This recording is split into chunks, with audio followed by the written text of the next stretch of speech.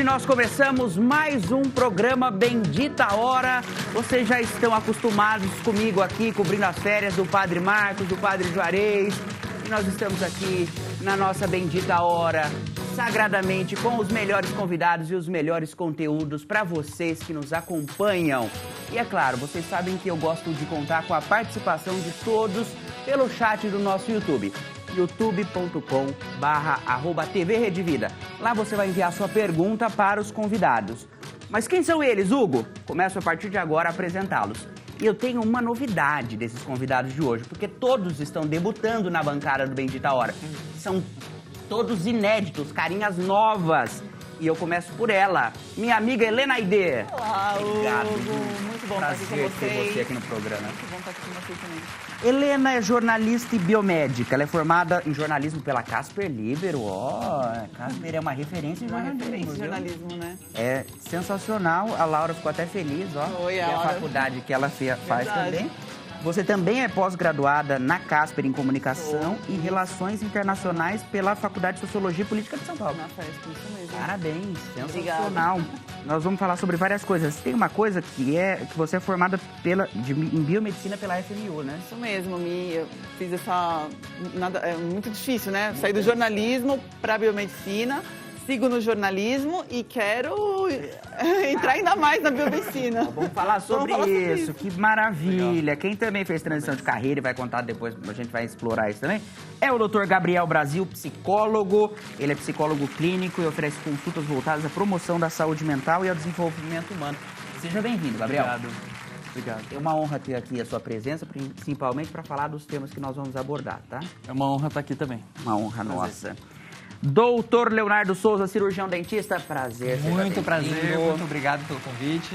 Ele é cirurgião dentista formado pela USP e ele também trabalha com aparelho invisível, clareamento dental e implantes. Os temas que nós vamos abordar estão relacionados a essa área e eu tenho certeza que você tem dúvidas. Se você tiver dúvida, manda pelo YouTube, tá bom? Murilo Arjona, especialista em financiamento imobiliário. Seja bem-vindo, Murilo. Muito obrigado pelo convite. Você vem lá do Sul, é isso? Porto Alegre. Rio Grande do Sul. O público tem uma audiência maravilhosa para nós lá na Oh, região. que ótimo, que ótimo. O Murilo é correspondente bancário e especialista em financiamento imobiliário. Ele está há mais de 15 anos atuando no setor e tem uma especialidade. Ele ajuda as pessoas dentro desse negócio de crédito imobiliário. E nós vamos falar sobre isso no programa, porque tem muita novidade relacionada a essa pauta e o Murilo vai trazer isso ao longo do nosso programa. Eu sei que haverá também dúvidas e todas elas você pode mandar pelo nosso YouTube. O programa começa diferente hoje, viu? Porque hoje é Dia Nacional das Histórias em Quadrinhos. E antes de nós colocarmos os nossos assuntos em pauta, nós vamos ver uma matéria que a Diana Stanice, a nossa jornalista da Rede Vida, fez na Maurício de Souza Produções Estúdios com a Marina Souza. Ela é filha do Maurício, ela é empresária e personagem das histórias em quadrinhos. Vamos acompanhar, vamos lá.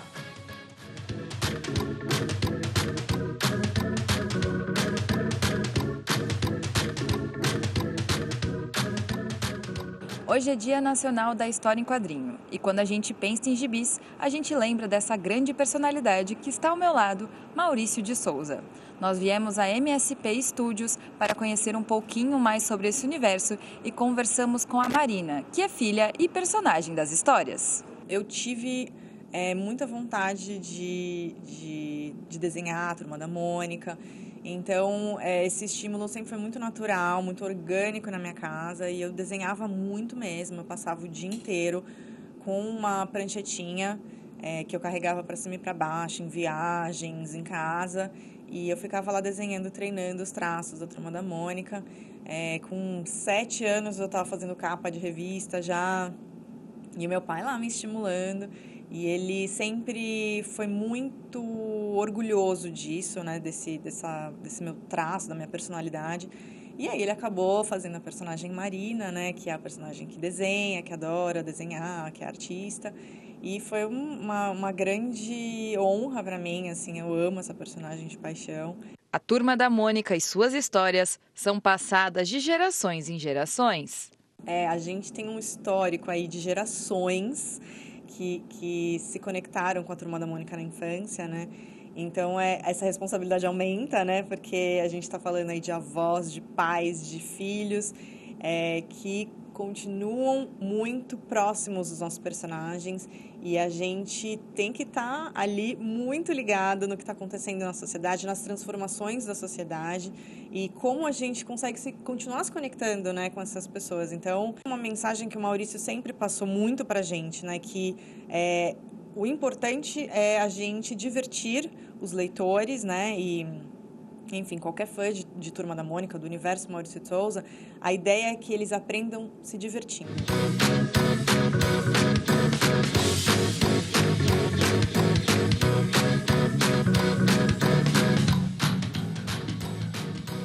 Tá aí, olha só que maravilha, ó, a Marina desenhou pra nós aqui, mandou pra Rede Vida, olha que gracinha, obrigado Marina, obrigado Maurício de Souza, todos nós crescemos vendo as histórias em quadrinhos do Maurício e todo mundo tem uma história com a Mônica, com Cebolinha, com o Cascão, com o Chico Bento, uma série de pessoas que fazem o imaginário das crianças até hoje. E eu quero mandar aqui, mais uma vez, um abraço especial por vocês terem aberto as portas para a Diana, para que a gente mostrasse aqui, hoje no nosso programa, algo tão significativo para todos nós. Eu fico lisonjeado porque conheci o Maurício, sei que ele é uma figura incrível e eu contei duas curiosidades aqui, vocês ficaram impressionados. A primeira, Maurício é de Bauru. O pessoal de Bauru, Maurício viveu vários anos aí.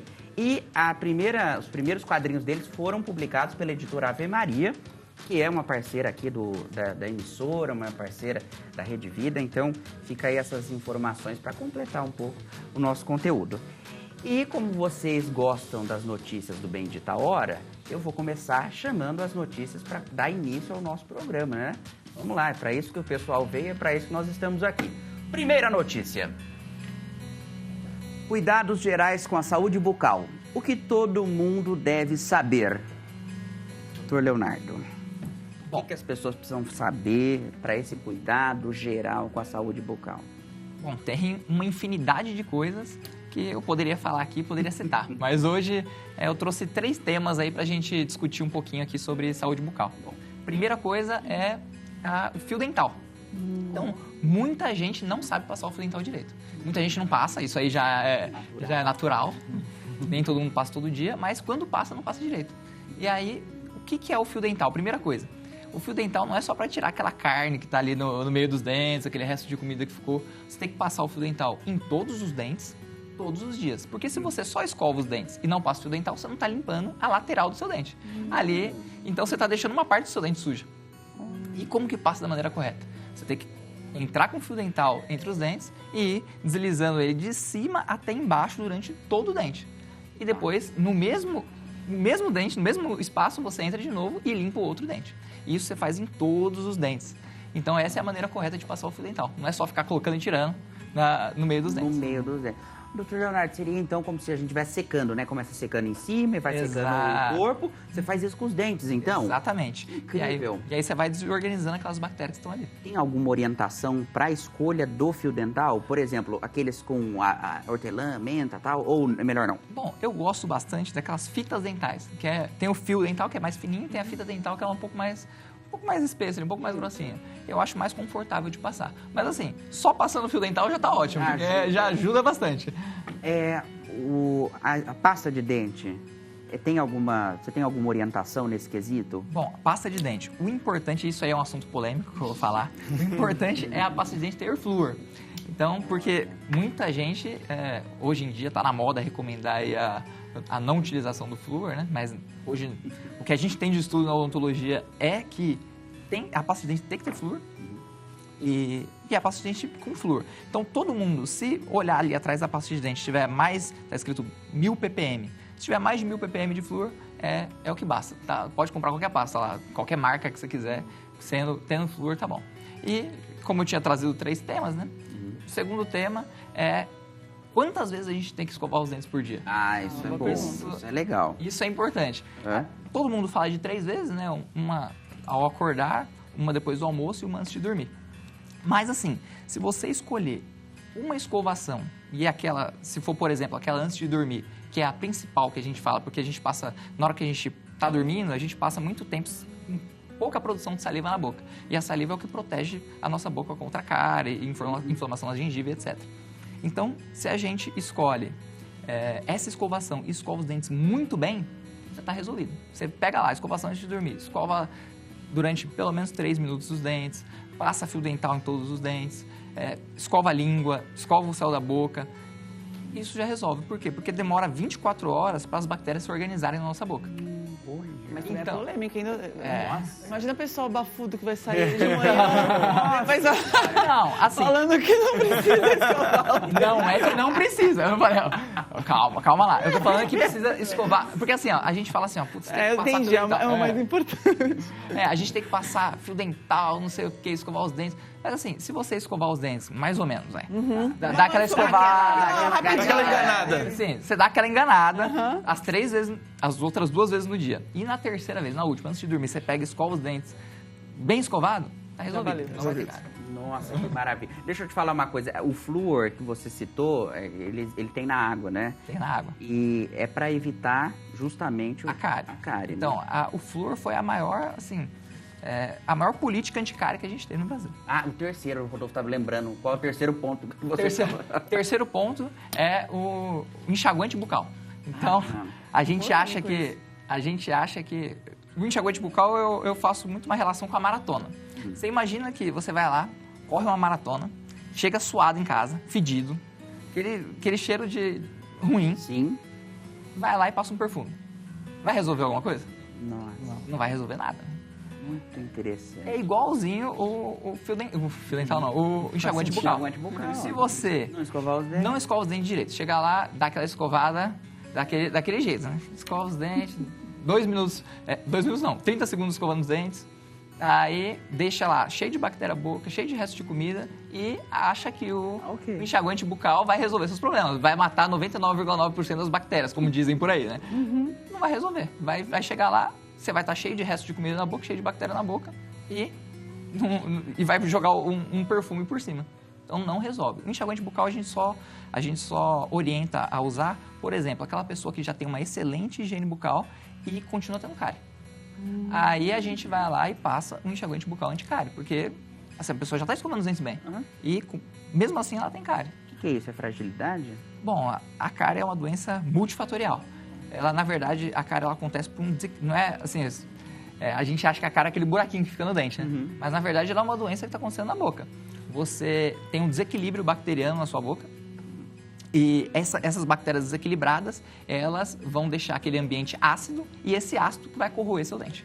Muito bem. Que legal. Gostei dessas orientações que o doutor Leonardo... Descobri que passei errado a vida inteira. Tudo errado. Ó, é só eu virar de costas que a conversa continua e o café vem. Isso é que faz o nosso programa ser agradabilíssimo. Tem notícia pra gente continuar a nossa pauta aqui hoje. Vamos lá. Próxima conversa. Por que 2026 promete ser um dos melhores anos para comprar um imóvel? Opa, Murilo. Opa, Que coisa boa, hein? Todo mundo quer ter o seu lar, todo mundo quer ter a sua casa, todo mundo quer financiar, pagar, quer morar bem. Por que vai ser 2026 vai ser um ano bom para a compra do imóvel? legal, Hugo. Quando a gente fala de comprar imóveis, a gente precisa separar em 2 grandes grupos. O grupo do econômico, que a gente tem aí o Minha Casa Minha Vida, e o grupo do médio-alto, que a gente fala do SBPE. São 2 linhas de crédito totalmente separadas. O que a gente pode entender aqui? O Minha Casa Minha Vida, que é um programa que tem subsídios do governo, é um programa que tem taxas de juros muito atrativas, entre 4% a 10% ao ano. Quando eu falo de uma taxa de juros de 4%, que as pessoas podem comprar nesse ano, a gente está falando de uma taxa menor que a inflação. Isso aí é juro negativo. É como se a pessoa estivesse pegando um empréstimo e não precisasse pagar, né? Porque ela está ganhando dinheiro com o empréstimo. E aí, quando a gente fala disso, por que 2026 promete ser um bom ano para comprar um imóvel? Primeiro, o Minha Casa Minha Vida mudou no ano passado e agora o pessoal às vezes acha, Minha Casa Minha Vida é aquelas casas do governo, casa da Caixa. Mas, na verdade, o Minha Casa Minha Vida hoje contempla imóveis novos e usados até R$500 mil, R$500 mil. E renda familiar, aí são faixas de renda, são 4 faixas, onde as faixas de menor renda têm menor taxa e conforme a renda vai subindo, a taxa vai subindo um pouquinho também. Mas hoje o Minha Casa Minha Vida tem renda até R$12 mil. Então, Nossa, é um bom Uma boa renda. Boa renda e bom valor de imóvel, 500 mil reais. Exato. E aí, eu trago que no Minha Casa Minha Vida, eu tenho uma frase, que é o seguinte: se a pessoa pode comprar no Minha Casa Minha Vida, ela deve comprar no Minha Casa Minha Vida, porque a taxa é muito atrativa. Só que aí, eu queria virar aqui pro médio alto. Não, Murilo, mas, cara, eu quero comprar um imóvel de 700 mil reais, 800, ou o meu segundo imóvel, eu quero fazer um investimento. A gente está aqui em São Paulo, eu quero comprar um imóvel para colocar no Airbnb. Hoje, as pessoas pensam assim, nossa, a taxa de juros está alta, né? A gente está falando agora há pouco. Pô, Selic em 15%, pô, não é legal de comprar um imóvel agora. E eu venho na contrapartida disso. Por quê? Quando a gente tem uma Selic alta, normalmente é o melhor momento para se investir no imóvel. Qual que é a lógica? A lógica é o seguinte, quando a Selic está alta, normalmente a gente tem menos procura por imóveis. Porque as pessoas acabam olhando a taxa de juros e pensam, não, vou esperar um pouquinho. Acontece muito. Só que, o que acontece com o movimento posterior? Eu já estou há 15 anos nesse mercado, a gente tem ciclos de alta e baixa de Selic. Inclusive, o Banco Central já anunciou que em março a gente vai ter provavelmente a primeira queda na Selic. O que acontece com isso? Quem comprar hoje esse imóvel vai pegar uma taxa de juros na Caixa de 11%. Que é uma taxa ainda ok para uma Selic em 15%. Pegou 11%, comprou um imóvel hoje, onde tu tem uma demanda por imóveis um pouco menor, porque a Selic está alta, tu comprou esse imóvel. Agora, a Selic começa a cair ao longo do ano. O Banco Central projeta uma Selic final do ano em 12%. O que acontece lá no final do ano? Mais gente fala, opa, agora tem que comprar imóvel, tá baixando o Selic. Aí, esse é o momento. Correr atrás. E aí, igual o preço, exatamente. Aí, como foi na pandemia, vocês perceberam que na pandemia, quem olha imóveis, na pandemia, você percebeu que os imóveis subiram muito de preço. E aí, o que acontece? Quem compra hoje, garante o preço de hoje. Ah, peguei taxa cara. Se a Selic cair no final do ano, ou no ano que vem, que a projeção é 10, e eu tiver um banco ofertando 8, eu posso fazer uma portabilidade de crédito. Então, eu fico com o meu imóvel, que eu paguei barato, ele valoriza. Quando a Selic baixar, eu vou lá e levo do banco X para o banco Y com um baixo custo e sigo com o meu financiamento barato. E as pessoas não conhecem essa estratégia. Então, 2026, o momento de valorizar imóvel é esse ano. Todo mundo aqui comprando imóvel agora. Todo mundo Comprando imóvel. Imóvel novo. A passar no primeiro stand para comprar o imóvel e levar o Murilo junto. Antes de eu dar um recado para vocês, eu vou fazer o sorteio da música. Ah, meu Deus. Para vocês. O programa encerra com música. E aí, eu faço um sorteio. O Gabriel é o número 1, a Helena é o número 2, o Murilo é o número 3 e o Leonardo é o número 4. E agora nós vamos descobrir quem vai escolher a música de encerramento. O Leonardo, número 4. A música, que música que você quer que encerra o programa? A música que você quiser, pode falar qualquer uma, não tem crise. Manda ver. Vamos escutar um Gustavo Lima no final. Gustavo Lima, o nome da música ou pode ser qualquer uma? Qualquer uma dele. Qualquer uma do Gustavo Lima. Aqui, ó, a Helena é amiga do Daniel. Ah, eu esqueci de falar que é a Helena. A Helena é diretora também do programa Morning Show da Jovem Pan. E que a Jovem Pan é uma grande parceira nossa aqui da Rede Vida. Nós queria agradecer a direção de jornalismo e a direção da Jovem Pan por ter liberado a presença dela aqui no programa. É sempre importante fazer isso. Verdade. E nós vamos dar sequência aqui hoje na nossa conversa, do nosso Bendita Hora. Esse pessoal está estreando, esses debutantes hoje estão de parabéns, viu? Estou adorando o programa, tá incrível. Nós estamos num sextou maravilhoso. Com notícia, né? Claro. Ah, tem participação, o pessoal tá mandando mensagem aqui, ó. Vinícius Baldacchini tá dando boa tarde. E o William Douglas, sua presença é muito importante para nós, William. E o Vinícius também, boa tarde e gostando de ver a participação de vocês. Vamos para a próxima notícia?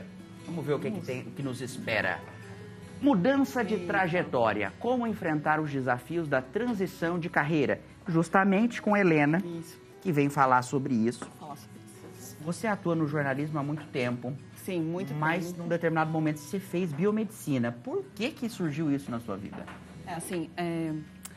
A gente está acostumado, né, a ouvir que a gente tem que fazer uma escolha e seguir na vida. Acho que todo mundo já passou por isso, né? Uhum. E daí, com o tempo, com o amadurecimento, você percebe que você não precisa seguir a vida assim. A gente pode ter várias opções, a gente pode...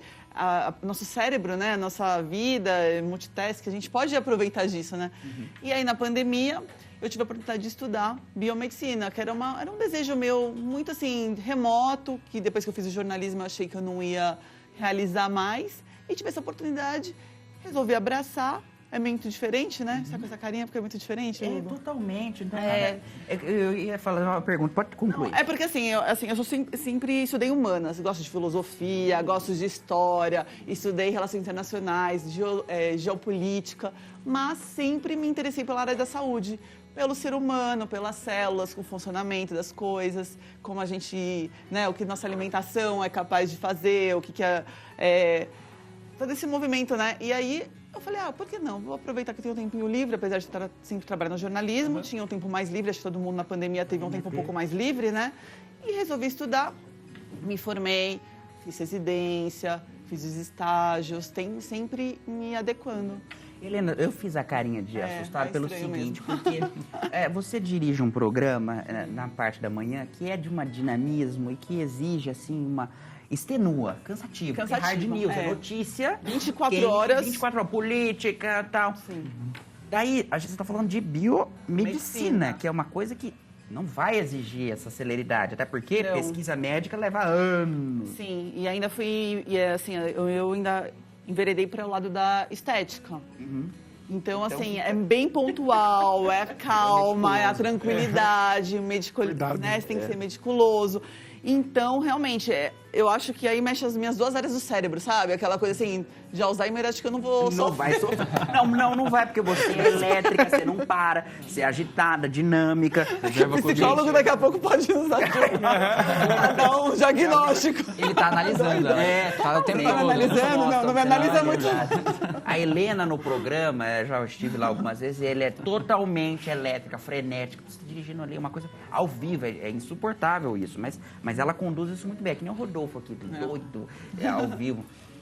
Mas eu queria falar de 2 pessoas que fizeram transição de carreira também, que é o Gabriel Brasil e o Dr. Leonardo Souza, que eram militares e também mudaram. O Dr. Leonardo foi para o cirurgião dentista e o Gabriel foi para o psicólogo, né? Foi. E costumo falar, são 2 mundos bem diferentes, né? Assim, são 2 bolhas bem diferentes. Como foi para você, Dr. Leonardo, essa mudança? Bom, assim, primeiro que a gente trabalhar no Exército é uma grande corporação, né? Então, a gente está ali o tempo todo em contato com muita gente. No batalhão que a gente trabalhava, tinha 400 pessoas. Nossa. Então, é o tempo todo... E a gente tinha um cargo de tenente, né? Então, a gente liderava, assim, equipes de 40 pessoas. E ir para um consultório, que é... Você e a pessoa. É você e o paciente. Então, já foi uma transição muito diferente. Tá no mesmo caminho, né? Também vai fazer isso daqui a um doido. tempo. Que legal. Gente, isso é muito divertido. Você fez mudança de carreira também, Murilo? Na verdade, eu fiz uma transição porque eu trabalhava totalmente offline e em 2022 eu passei a trabalhar online nas redes sociais ensinando. Então, além de fazer crédito imobiliário, eu ensino também nas redes sociais. Que legal, tá vendo? Todo mundo tem uma experiência de mudança. E quer mudar de vida, quer melhorar ainda mais? Eu tenho um conselho para você agora, com esse rapaz que diariamente está aqui conosco na TV Brasileira. Isso é muito agradável. Estar cercado de pessoas agradáveis faz com que tudo flua melhor. E eu acho que esse exemplo da mesa de hoje nos dá isso, essa disposição e essa energia para fazer um programa incrível. Ainda mais com café. Vocês têm café aí? Cafézinho, né? Também, meu. Ótimo. Vamos para a próxima notícia, então. Vamos lá. Dependências comportamentais. Nunca foi tão importante aprender a controlar impulsos e vícios. Doutor Gabriel, como que a gente controla o vício no celular, por exemplo? Mas vamos falar disso aí. Hoje em dia tá mais difícil controlar os vícios, não tá? Tá muito. A gente nunca viveu tanto acesso, assim, a tantas facilidades. A gente tem shopping online, a gente tem... Agora, no intervalo, se você quisesse comprar aqui um carro aqui pelo celular, compra. Só não compra porque eu não tenho dinheiro. Agora com nossas dicas do Murilo. Mas aí, nós teremos essa possibilidade logo que encerrar aqui. Mas brincadeiras à parte, a gente está tendo acesso como nunca teve a tanta velocidade de compra, velocidade de estímulos, dos vídeos rápidos das redes sociais. A gente costuma falar, a gente fala dependência, já vem na cabeça, né? Álcool e drogas. Mas também tem as dependências comportamentais. Exato. Que como você deu o exemplo da tecnologia, né, das telas. E hoje a gente vê as crianças já crescendo com esses estímulos super Tô rápidos. aqui pra você parar de falar, tô aqui pra você parar de chorar, não é? Enfia o celular na criança e a criança fica lá, dependente. Exato. Até sobre a questão das telas, um público que a gente meio que esquece ou acha que não é tão afetado e é muito afetado nas pesquisas é o idoso. Porque o idoso, quando ele aprende, às vezes ele aprende a usar o celular e ele normalmente fica ali naquele loop de usar o celular. Qual que é um sinal para as dependências que a gente tem que ficar atento, né? A gente, às vezes, usar um esforço para parar e ter dificuldade de parar. A gente tenta parar e não consegue, isso é um sinal.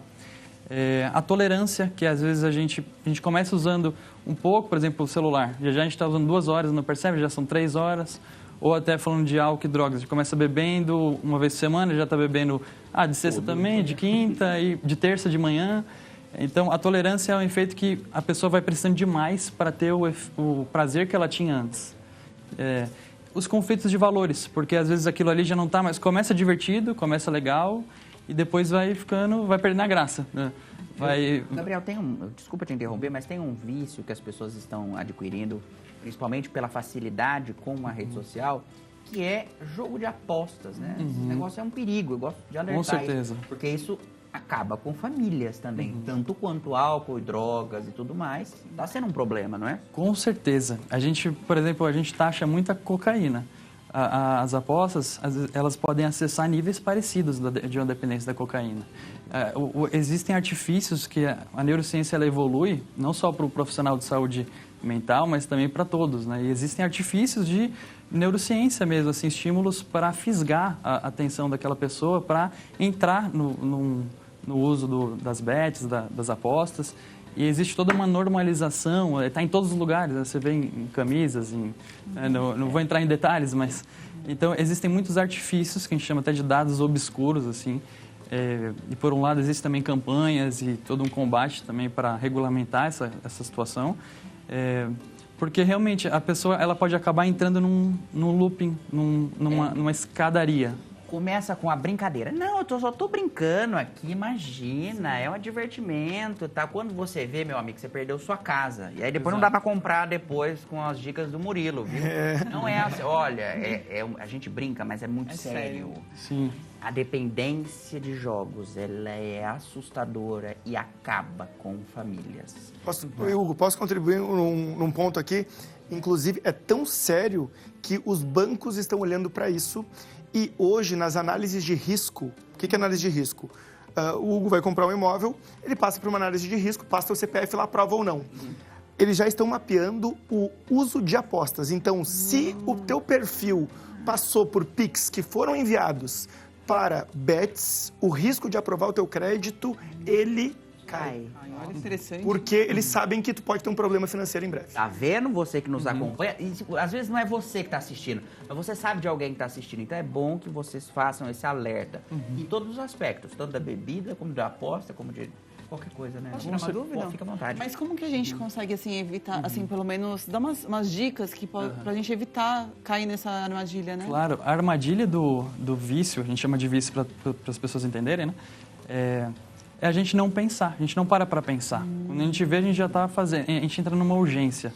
É quase que um alívio, assim. Às vezes a pessoa entra num momento que ela não está mais nem... Ela está ali porque ela gosta da sensação de estar ali. Cheguei em casa cansado do trabalho, vou beber uma cervejinha. Ou beber a cerveja. Vou beber uma pode ser. cerveja. E aí vai, não é? Tô estressado, vou fumar. Meu problema é o E celular, aí, o gente. que Pega o está por celular, trás disso, né? A pessoa não está lidando com as emoções, sempre se distraindo com esses estímulos, com A esses gente tem que estar vícios. atento ao que a gente está fazendo, tipo isso, estar presente no momento. Exato. Uma grande recomendação que eu deixaria é a gente buscar parar mais vezes e sentir as nossas emoções, sentir a nossa ansiedade, sentir a nossa tristeza, sentir o medo, sentir... Se permitir Se sentir. joga no chão e fica chorando.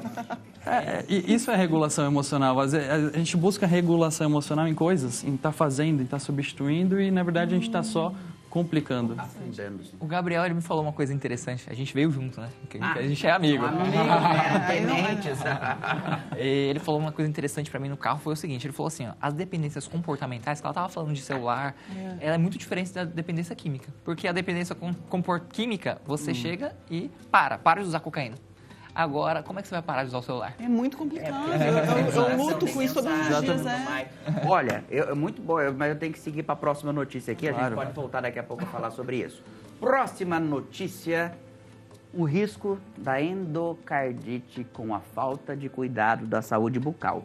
Para além de não saber usar os hábitos diários daqueles 3 que você falou, pode ocorrer várias doenças e a endocardite é uma delas, não é? É. Então, assim, por muito tempo, né? Primeiro eu vou falar o que é endocardite, porque acho que... Vamos lá falar do... Então, a endocardite, vou falar aqui de forma básica.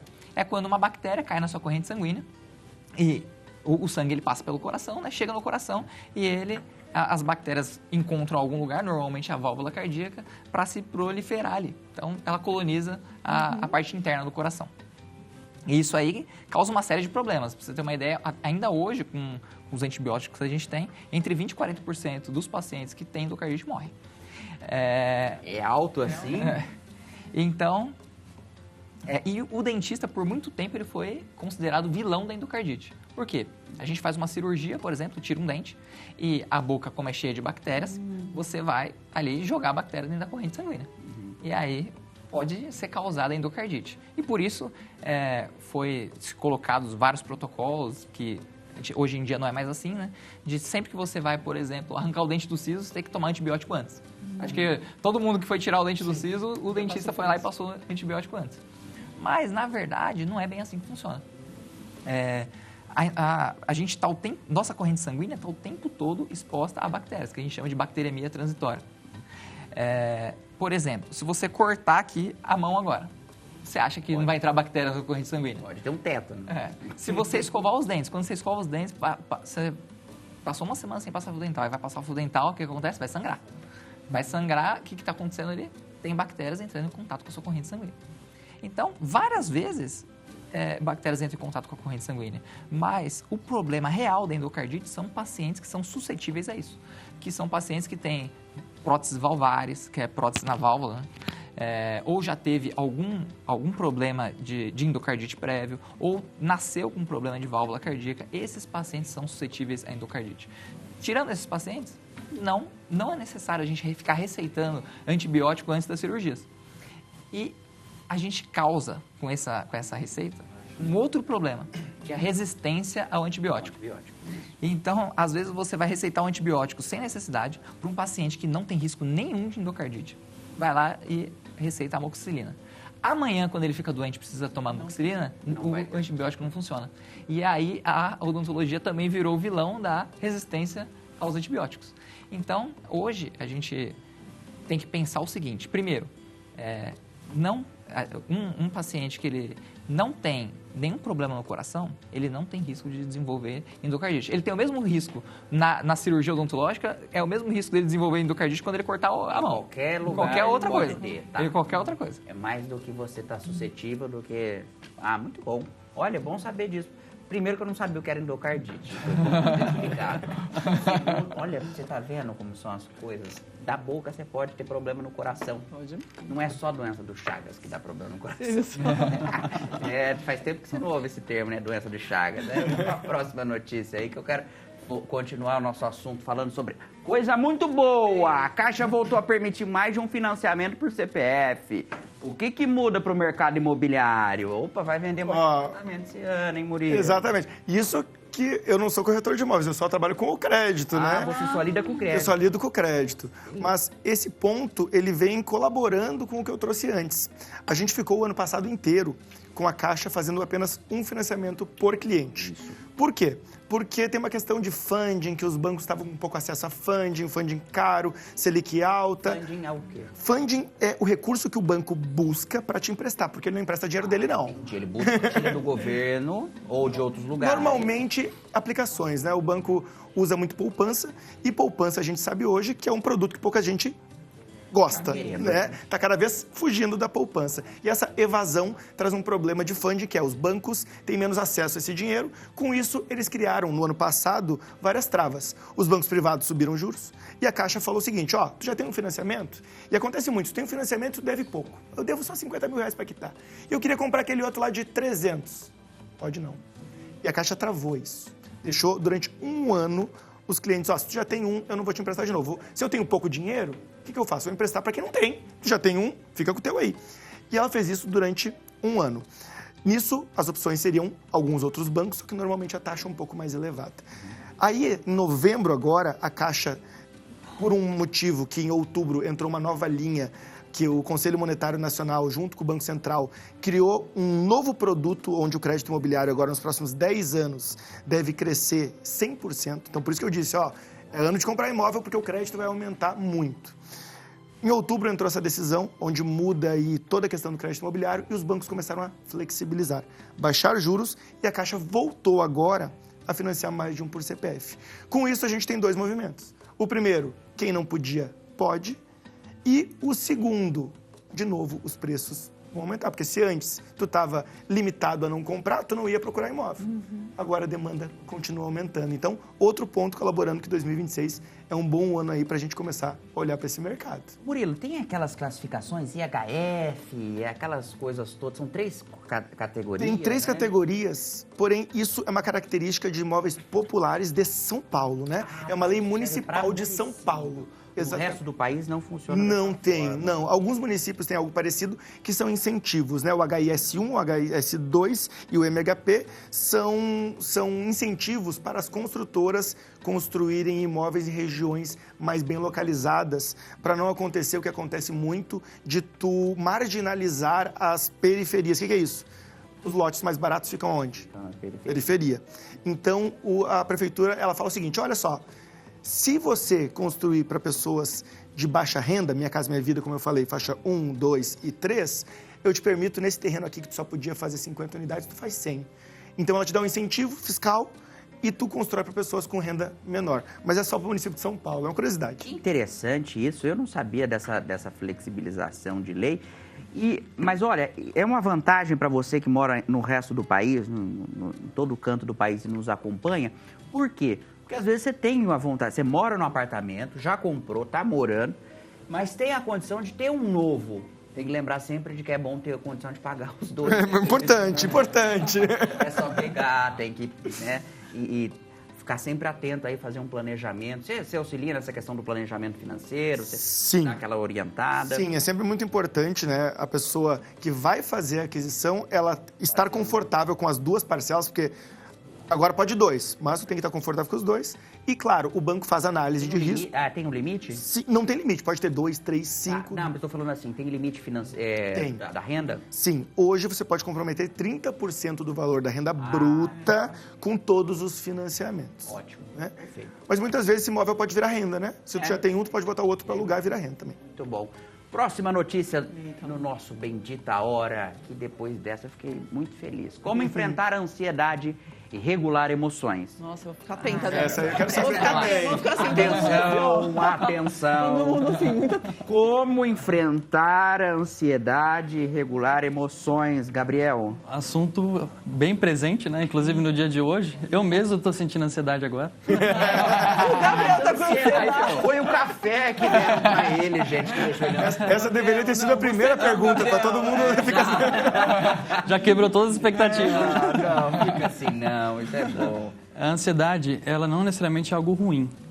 A gente aprende meio de forma confusa assim, sobre as emoções. Eu percebo isso no dia a dia da clínica. Assim. A ansiedade, ela pode ser uma potência, uma habilidade. O jogador, quando ele está cobrando um pênalti, se ele acertar, ele ganha o jogo. Se errar, ele perde. Opa, aí, tá ansioso. Isso é coisa boa, entendeu? Ele tá gerando bons cortes.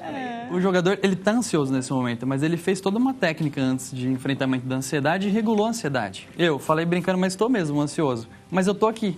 Então, o que significa que eu estar aqui, a vontade de estar aqui, o propósito de estar aqui é maior do que a ansiedade.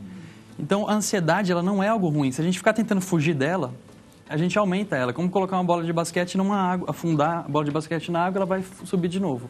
Então, muitas vezes a gente tenta fazer isso, né? Até o assunto das dependências tem um pouco a ver com isso. É uma vulnerabilidade que abre uma porta para fugir das emoções. A gente tem que enfrentar, então? A gente tem que enfrentar. Eu vou falar em uma palavra sobre regulação emocional. Se eu escolher uma palavra só para a gente enfrentar as emoções, é sentir. E se a gente fizer um passo a passo, assim, o primeiro passo é que nem eu fiz agora, nomeie a emoção. Então eu falei, eu estou sentindo ansiedade.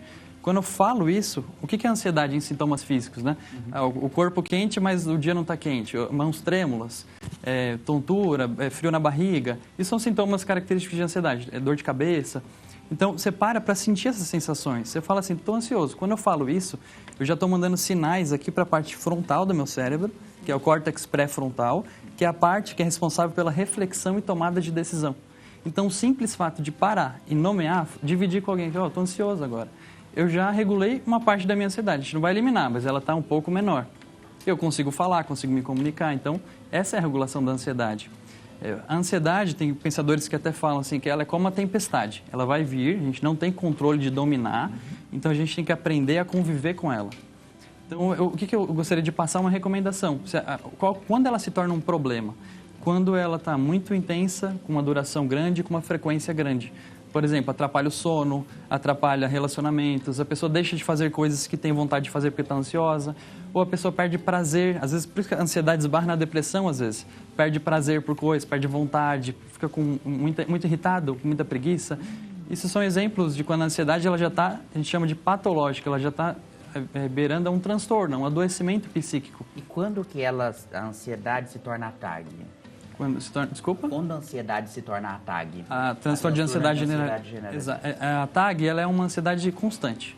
Ela está sempre, todos os dias um pouquinho, e incomodando sempre. Ela atrapalha, às vezes, quando não está com terapia e com medicação, dependendo do caso. Cada caso é um caso, é muito singular, né? Mas ela atrapalha a qualidade de vida. Se a gente não estiver fazendo a regulação dela. É muito bom essa pauta, porque eu mesmo presencio pessoas, eu estou focado no atendimento de adultos e adolescentes, que às vezes faz tudo certinho, come bem, dorme bem, trabalha, cuida dos filhos, tem tempo para dormir, tempo de lazer, e mesmo assim, às vezes encontra uma recaída emocional da ansiedade generalizada, às vezes passa por esses sintomas físicos que eu relatei no começo, mesmo fazendo tudo certo. Então, qual que é a recomendação nesse caso? Buscar uma avaliação com um médico psiquiatra, porque hoje existem medicações, existem ferramentas tanto químicas para controle químico, quanto da psicoterapia para enfrentar junto, nesse caso que já é um transtorno que está sendo difícil de lidar. Esse transtorno é como se fosse um pânico, assim, um princípio de síndrome do pânico que acompanha a pessoa? O pânico já é um outro tipo de ansiedade. Quando a gente fala dos transtornos de ansiedade, pensa num guarda-chuva. Cada haste é um tipo do transtorno. A TAG é uma haste. O pânico é uma outra haste. O pânico é quando os pensamentos eles levam a uma crença ali de desespero, de morte, vou morrer. E uma paranoia, assim. O pensamento ele é tão exagerado que a pessoa tem sintomas físicos também. Ela acha que ela vai para o pronto-socorro, tira a pressão, tá tudo certo, tudo normal. A ansiedade é genética? Tem alguma coisa a ver ou não? É uma boa pergunta. Eu acho que a rede social causou ansiedade nas pessoas. É só uma opinião. É uma boa pergunta, porque sempre tem uma influência genética e também ambiental. São as duas coisas. A gente sempre fala de uma influência dos dois lados. Esse assunto dá um programa inteiro só disso. Só falando aqui, só pergunta. Eu fico ansioso quando tem que mudar a notícia. Vai para a próxima notícia do nosso Bendita Hora, aqui no nosso programa. Força e estratégia. A ascensão da liderança feminina em grandes organizações. Nossa. Falar de liderança feminina com a Helena é muito bom. E aí me casa uma ansiedade. Não, brincadeira. Já começa o Gabriel vai me ajudar aqui. Eu falei justamente...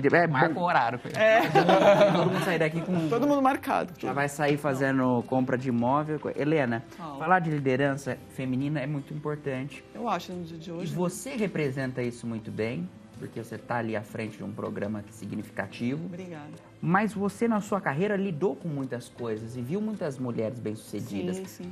Como que isso, o exemplo de outras mulheres, impactou você ao longo da sua carreira? De várias maneiras. Eu tenho, assim, orgulho, na verdade, de ter passado por várias mulheres que me inspiraram a estar onde eu estou, né? Muitas editoras-chefes. Assim, o jornalismo, ele, nas redações, tem muitas mulheres.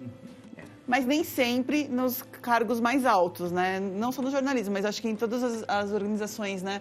Às vezes ainda é difícil, né? Não vamos tirar isso. Está mudando, mas ainda é difícil. Só que assim, eu fui percebendo também que nós, mais antigos, podemos dizer assim ou não? Mais experientes. Mais experientes. Tá bom, 25 As mulheres, assim, muitas mulheres, hoje em dia está na moda falar energia feminina, masculina, não é? Sim. Que realmente existe, mas elas se baseavam, eu acho, um pouco, pegava essa energia um pouco mais masculina, tentando usar os homens como exemplos de liderança.